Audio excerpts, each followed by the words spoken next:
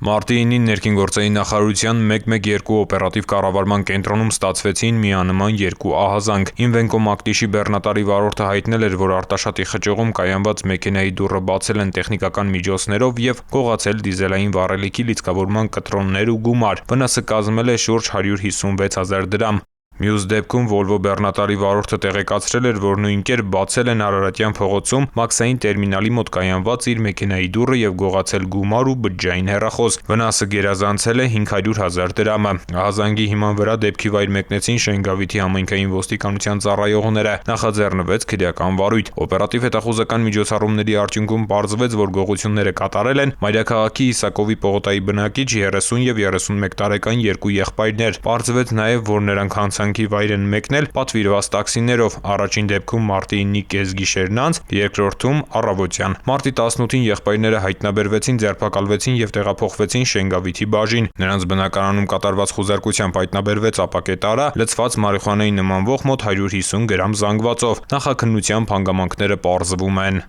Ծանուցում հանցագործության համար մեղադրվողը համարվում է անմեղ, քանի դեռ նրա մեղավորությունն ապացուցված չէ քրեական դատավարության օրենսգրքով սահմանված կարգով՝ դատարանի օրինական ուժի մեջ մտած դատավճռով։